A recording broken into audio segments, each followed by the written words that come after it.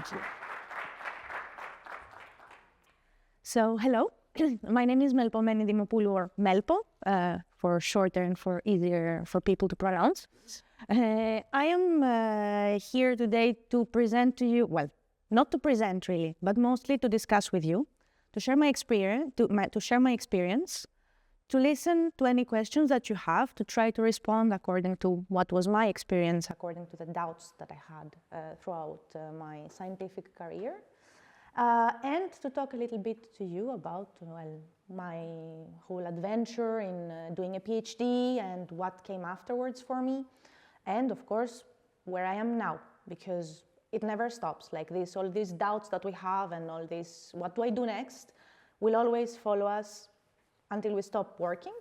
So the point today is not really to do a strict presentation of who I am, etc. It's mostly to hear you and to see if I can help you, to give you some tips on, according to my experience, on what could be useful for you to do and to help you out on any doubts. So a little bit about me. First of all, I am Greek. I recently, in last summer, I gave birth to my baby girl. So I'm also a mom, a new mom, which is also something I know. I'm talking about women now. If you have any questions, you see, it is feasible. I'm here, I'm doing this presentation, everything can happen. So I am also a graduate of the Computer Engineering and Informatics Department from the University of Patras in Greece. So my bachelor, I did it in Patras in Greece. It was an engineering school, so a 5-year program. In 2016, I was always passionate about biology at the same time as informatics.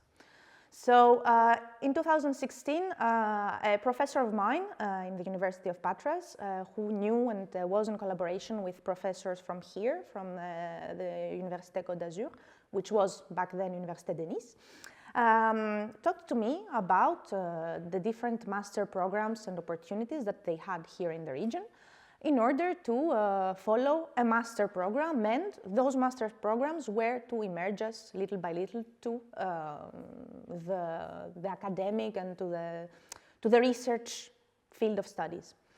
So I came here in France to combine my two passions, informatics and biology, and I integrated the master's program for computational biology and biomedicine. It was a 1-year program. Throughout this 1-year program, we had a projet de fin d'études, so in the first semester, end of the first semester, so yes, 6 months. In the end of this, we had a project to do, and this was in collaboration with some research lab already. And then the second half of this year was followed by an internship that we should do in some research lab. I followed my studies, I finished my master program, and afterwards I did a PhD. So now I have a PhD also on the subject of DNA data storage. I'm going to tell you just a little bit about it later. And today I am CEO and co-founder of a startup company, which is called PearCode. So in all, my bachelor studies in Greece, my master studies here in France. My PhD, I did it in the I3S lab, which is just here next to INRIA, and I did it under the supervision of Marc Antonini. It was on a completely different subject from the subject that followed afterwards during my PhD. For my PhD, I was working on how I can model I was working on compression of images, and the goal was to try to model with an algorithm the way that the retina in the eye perceives the image, and to try to imitate this and to create an algorithm of compression which is inspired by this model, and more specifically by some neurons that are found on the retina of the eye that compress the image, and that are called the leaky integrate and fire neurons. So this is what I was doing during my PFE. It went very well. This is why I continued doing a master on the same topic for 6 months. And right after my internship, I was not really sure if I wanted to continue. Because I was here, I was Greek, I was in France, I'm gonna be honest with you, I was missing my family, I was missing my friends. I was thinking, is it worth it or not? And then I said to myself, okay, it's an opportunity. If I'm going to stay for a PhD, I'm going to stay for a PhD to do something that I love, something that I like. And it is at that point where my supervisor for the PFE and for the internship told me that no, you have to stay here, you have to do a PhD because I have a very nice subject and I want you to do it. And he talked to me about storing digital data into the molecule of DNA. I told to myself, okay, I was always passionate about biology and more precisely by genetics. I loved whatever had to do with DNA. I could never imagine myself having a subject and working on a subject that could combine image compression, that I was already loving this subject on the perspective of informatics, and the DNA. So at that point, I told to myself, this is a subject that I want to investigate. I want to continue doing research on that. And it will be a pity if I let it go. So finally, I decided to stay for 3 more years to do a PhD. It was not an easy decision, of course, and it was not always, things were not always facing up. Today, I have my startup. We created a startup in 2022, in October. And we are still working on it, trying to find the necessary fundings and to continue moving on, to proceed. We already have some fundings received. I will talk to you about it later. And here I am with my startup. And just to spoil the ending of this presentation, we never know what we do next. Huh? This is something that will arrive all the time. It's not going to change. But this is also like the magic in it. If we knew what the future held for us, it wouldn't be that interesting, I think. So, a little bit about my career path in terms of like, okay, experience now. So, I started my master program in 2016, and I was lucky enough to have my first paper in a national conference in 2017.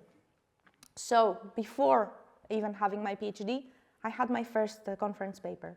It is not the case for everyone, and if it doesn't arrive, it doesn't mean that someone is less good or that someone is less experienced or that things are not going well for someone who doesn't have a paper in a conference. At that point, I was discussing with some friends of mine who were in different topics, working on different fields, and didn't have any paper, and they were stressing out like, wow, whoa, you have a paper. How is it possible? I don't have any paper. Well, the value of a PhD is not counted in papers. It is not counted by how many conferences you do. It is counted on quality of research, and as long as you proceed and as long as you have your experiments and you prove things and you create some proofs of concept, etc., this is the most important thing. And maybe a student will have one paper which is going to be very important and will say a lot to people and will help a lot. And maybe other people will have 10, 11 papers for smaller things. Also, depending on the different fields, people, for example, in biology, they tend to have less conferences or like lower acceptance rates in conferences. Journals are more difficult in general to obtain papers in journals, while informatics, because it moves fast and we can obtain results faster than in the case of biology, etc. There we can have more papers because in terms of timing we create algorithms. Okay, it's an algorithm, it works. You have to say something. You say something like the rate, like the frequency in which you obtain your results. It goes much faster than in other fields. But this doesn't mean that one is less important than the other. So I also had the opportunity in next year, in 2019, to participate in the contest MT180 Côte. And it is the 3-minute thesis, for those who also know it from internationally. And I won the first prize. So this was my first experience on how I could find a way to talk about my PhD subject in a way that people would understand what I'm talking about. This is something that sometimes it's not that easy. When we are in the scientific field, when we are scientists, when we are PhD students, we understand what we're doing because we're into it. But it's not easy for other people who come from outside and from other fields to understand why what we do is important and why it is something that is going to create something which is going to help the world of tomorrow. So I had a very nice experience because I received a lot of training from the Université Côte. We had some coaching sessions. It seemed long because we had many trainings, different types of trainings. First of all, how do we make our pitch interesting? So we had someone to accompany us on the text. What are we going to say? What is the message we want to pass? There was another type of coaching on the storytelling. Okay, now we have the text, but how do we make it interesting for people? How do we make it more catchy so that it catches attention? Because sometimes we speak, the message is simple, but the other person is not really listening to what we say. And also we had coaching on how do we present ourselves on the scene. So I'm here, I could be like this, or I could be like that. Hey, I'm here, look at me, etc. Or you're confident, you just you're here, you take your place, and you just pass a message in a calm way. So there are many different ways that the way we stand on scene and our voice passes the message through the audience, to the audience. So all this was coachings that I had, and finally I had the experience of really doing the 3-minute thesis contest. It was stressful, of course, as it always is, to speak in front of a crowd. But at the same time, it was the first time that I felt like it was a first success for me, like the first time that I spent time to do something for myself, and finally it worked. And even for the rest of the candidates that were competing with me to my sides on this contest, from their experience and from their return of experience, they said that as a coaching, as an experience, as an adventure, it was very useful and very interesting for them. So as PhDs, we're not only there to do research, we're also there to explain what we do. And it is important, take the time if you can, even do the contest. It's very interesting. For me, I really enjoyed it. It is stressful, but it is also very helpful for learning how to pass a message. In 2019, I had my first paper on my PhD subject, because the previous one was on my internship subject that was different. And just to tell you the story about this paper, I had sent the same paper in a conference right before that. The result? Rejection. I got rejected. And this will arrive. And this will arrive many times through your PhD lives and also later. So in the beginning, of course, I said to myself, okay, maybe I had some questions like nobody was understanding, nobody could understand what was the value of what I was doing, etc. So it is then that I spoke with my PhD supervisor, and he said to me, you know, it depends who reads it, it depends how you pass the message. Maybe you change 2-3 sentences in the paper and everything becomes clear. So this is what we did. I changed, according to the comments that I had, only 2-3 small details, but that helped me pass the message in a more direct way and make it much clearer. Result, Best Student Paper Award in the next conference that we went with the exact same paper, but changed according to the comments. So this is just to tell you that a rejection doesn't mean that what you do is not worth it. A rejection of a conference doesn't mean that what you have done is not good. Maybe you just need to rephrase, you just need to take a breath, read the comments of the reviewers, make some changes, and go for it again, and again, and again, and again. There are other people that might have 2, 3 consecutive rejections. It can arrive. It doesn't mean that what you do is useless. Not at all. You just need to find a way to succeed. Afterwards, in 2021, well, in 2020, I defended my PhD, but I had the chance to pass the last year of my PhD confined.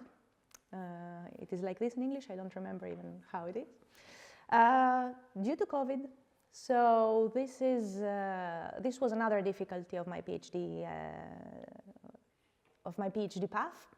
The fact that I had COVID in the middle and I had to pass the most difficult, if I might say, path, the most difficult part of my PhD at my home, not going out, and this was me writing my manuscript. It was not easy at all, but however, I will talk to you about it later, but it went well. For a while I thought that it would never end, but believe me, it ends.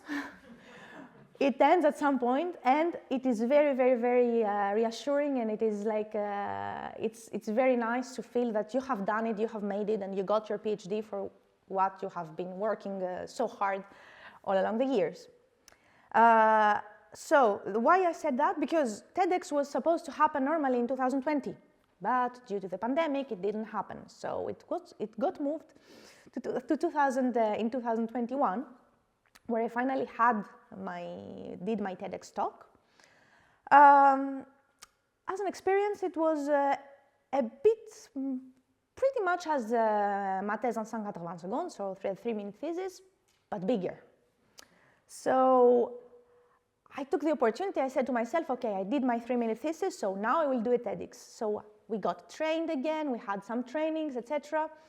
And we go in the Palais de Congrès, in the Palais de Festival, sorry, in Cannes, in a room, I don't know, 4 times like this, maybe more.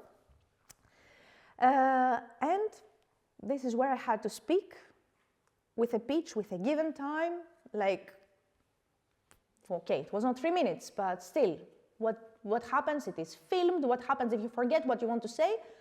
And you're there with a blank. You look at people.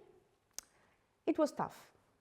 But however, again, it was a very nice experience, and I finally made it. I did it, so I was very proud of myself. And of course, afterwards, with a TEDx, I had the opportunity to get some visibility, to get people to know what I was doing, and again, to find a way to explain to people in simple ways, in simple words, what I'm doing in my PhD.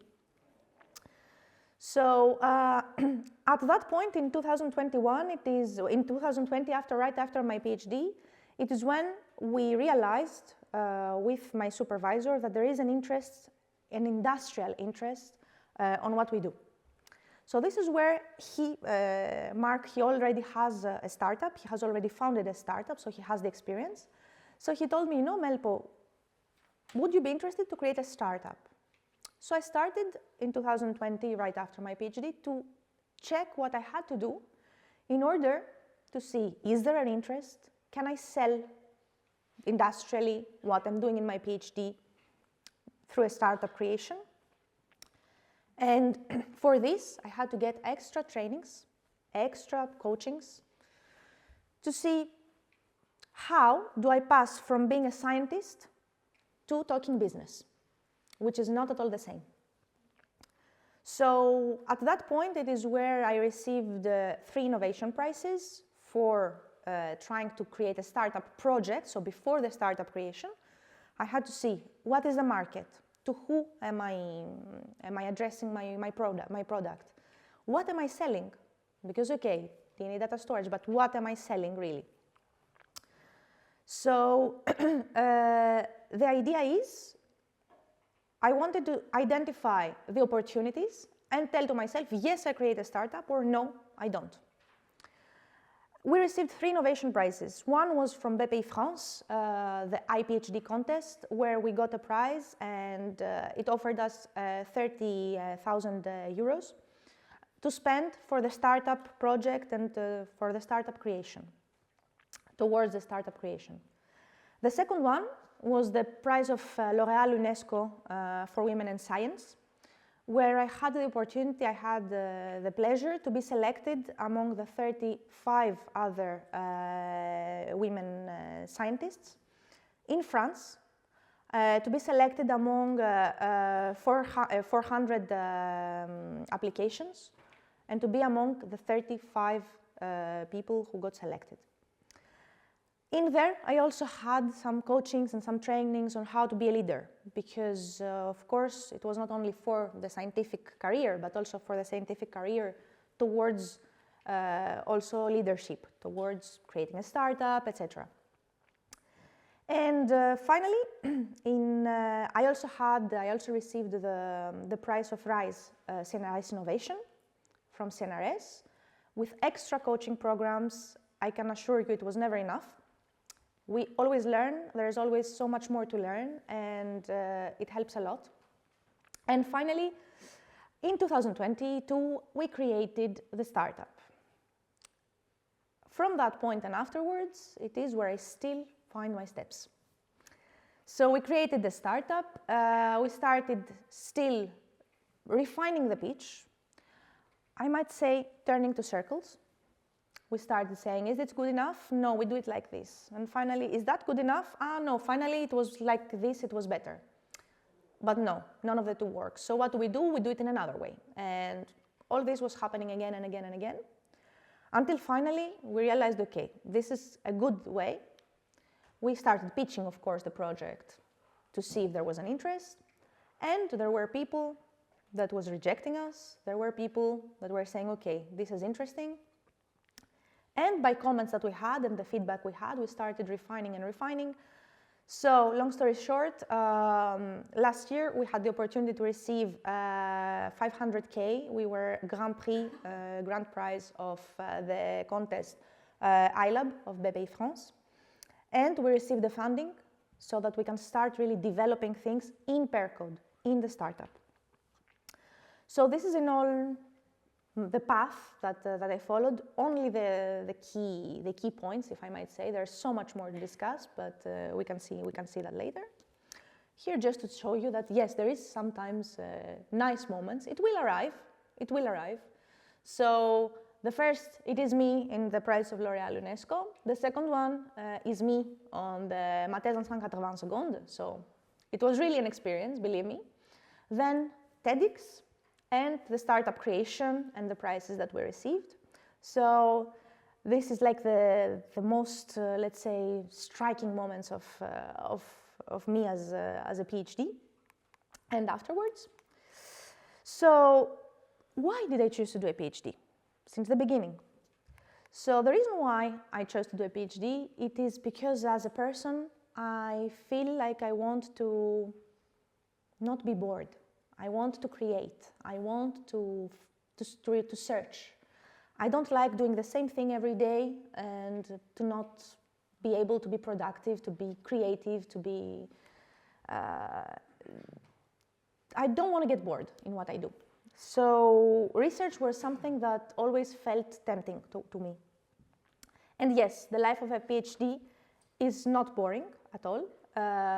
It can be it can change according to the different aspects of a PhD. It can change a lot. It is very creative because you have the possibility, which is not the case in other working environments, to have the opportunity to be quite autonomous. So you have the possibility to research, to give ideas, to exchange ideas.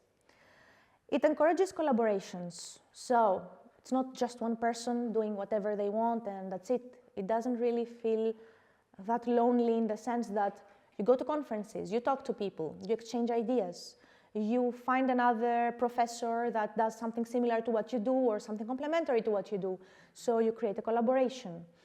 It is a way, it gives us the opportunity to exchange and to go further by collaborating with other people.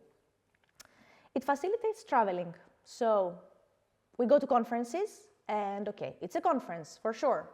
And there's a stress and we present and etc. But also you travel. You meet new places, you meet new people. It is very, very, very nice to have this opportunity through your PhD. And there is no fixed schedule. There are times where you will work like until the next day without not even having a slight 1 hour of sleep, because there is a deadline that you have to catch for a conference, for submitting a paper.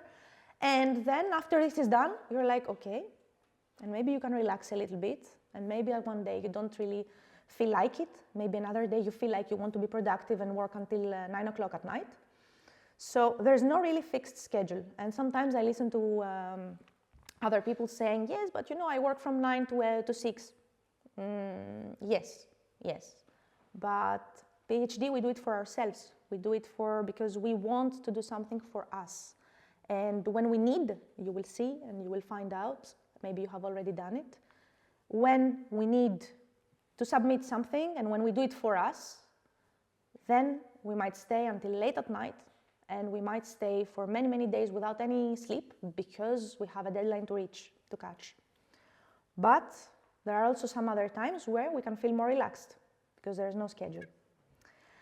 It requires a certain autonomy. Yes, it requires a certain autonomy. We cannot expect from only our supervisor to come and say, okay, do this, do that, do this, do that. They are there to give ideas, but it's on us to explore. Even if it doesn't work out, you know, the fact that something didn't work out is an answer, that we don't explore this path anymore. And it requires taking initiatives. Sometimes you have to try in order to see that it works or that it doesn't work. And even if it doesn't, it is completely okay. So, the life of a PhD, yes, it is not an easy path, not at all. There is success, but there's also failure. The key is to actually be able to use the failure towards success. Whenever we get a no, whenever we get a rejection in a conference, we just go back, we correct, we try to rethink a little bit about the message we want to pass and how do we say things, and we try again, and again, and again. And when the success will arrive, it is because of the failures that arrived before, because we learned something, so we're never the same. Then yes, it can sometimes seem quite lonely. I can explain to you, for example, I remember being in the I3S lab. I remember that there was a specific, because all of us in I3S, we work on pretty much the same conferences as we work on the same kinds of subjects. So there was a deadline that everyone, almost everyone in the lab, or well, in my floor, had to catch. So we were there, in front of our computers, not talking, not even being able to go around and drink a cup of coffee once in a while, not at all. We were there until 9 o'clock at night, and we were there until from 7 o'clock in the morning, only to be able to be there, be productive, and reach a deadline. No one was talking to anyone. We were there. Did you make it? No, not yet. Did you manage? Did you submit? No, not yet. Then someone coming, oh, there's an extension in the deadline. So okay, we have one more day, and then we go again and again in the computer. So all this felt so lonely, but at the same time, you could share it. So we were there all together, but also alone in what we were doing in our own studies. So it can be lonely, but also not lonely at the same time. It takes some rejections to reach the top. I already talked to you about that. And another thing, well, writing your manuscript can seem endless.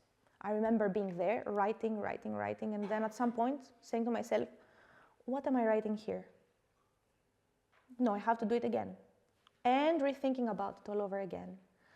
And then saying to myself, no, maybe this was better as it was before, and changing again. And I remember that it was so, at that point, it felt really, really, really difficult. But it passed, and everything was okay. And, of course, now it doesn't seem so long as it seemed back then. So it can be quite stressful, but at the same time it's very, very, very enjoyable. Very enjoyable. The conferences, another thing. So you go to conferences, you meet people. You are there, and it's the stress, but I remember doing poster sessions where I found it very enjoyable to talk with people. You share ideas. I met people, interesting people. I met new places, and I also had the opportunity to test what I'm saying, if I'm passing the message right.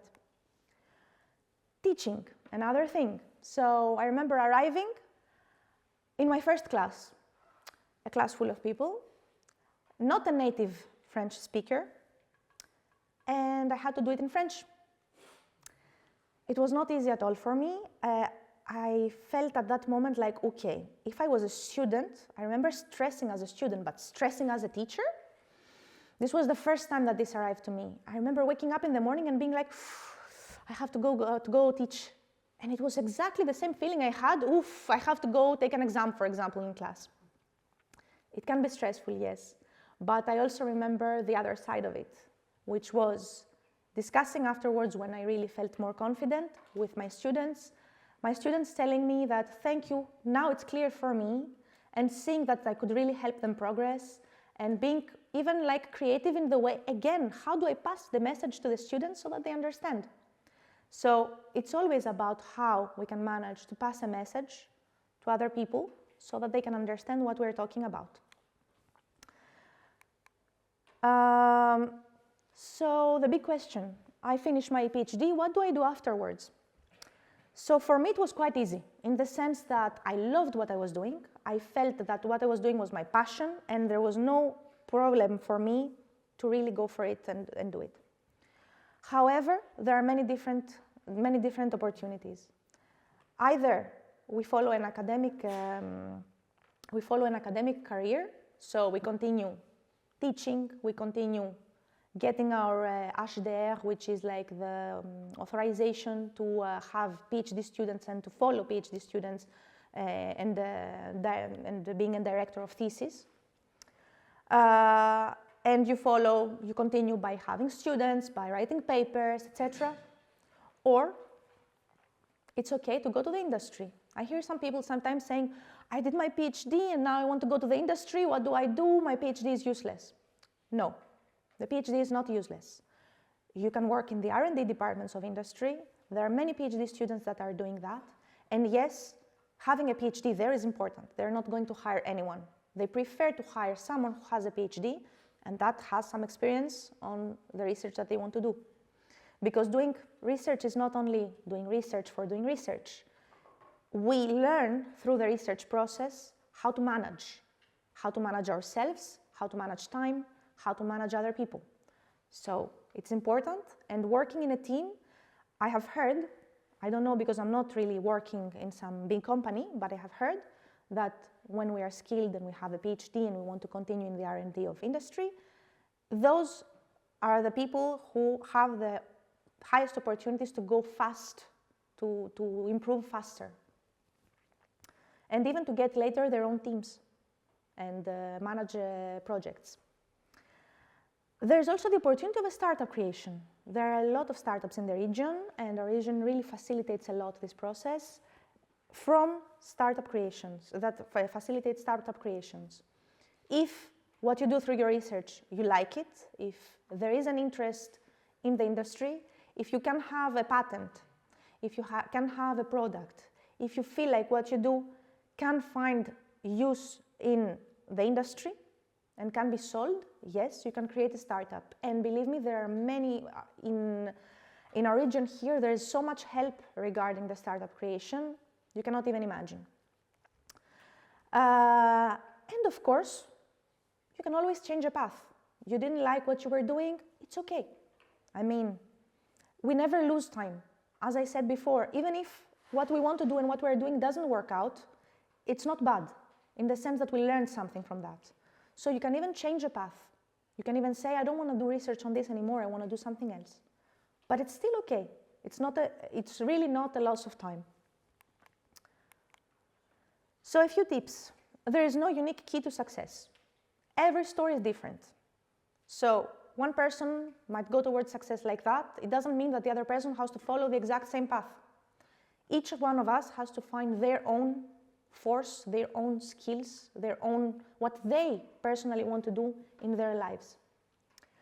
Don't fear failure or rejection. It is something that you have to learn. It will arrive, but it will also help you learn things.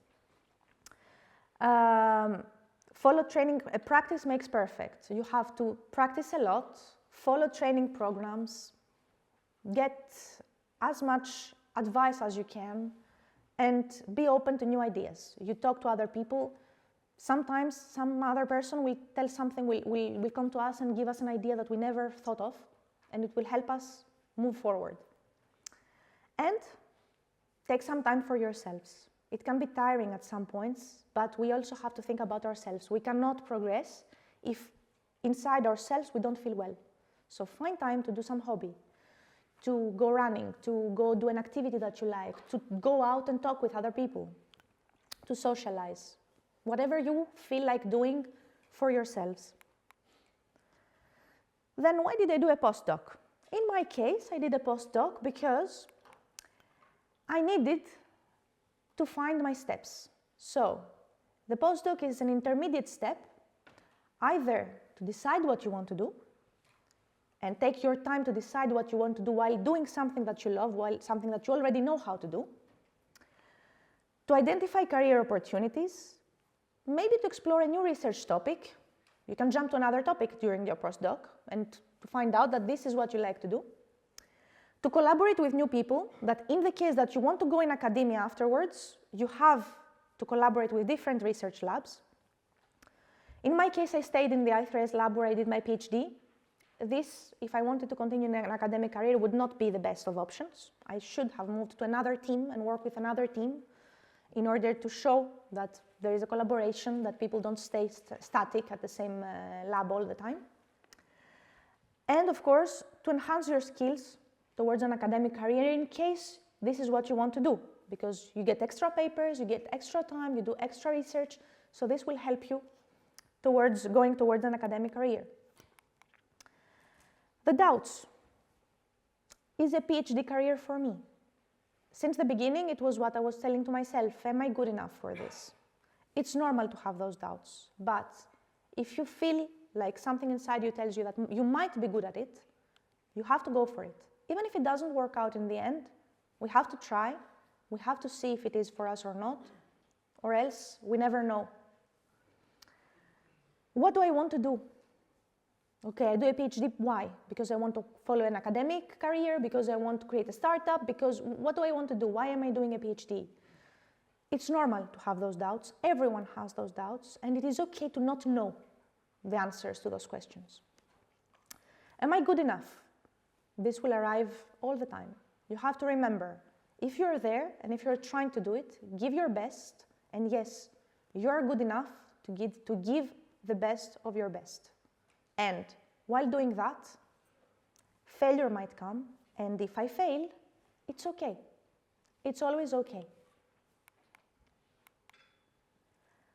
And if I'm no longer interested in academia, so this I already talked to you about, it's okay, there are other opportunities, we can always stop and do something different.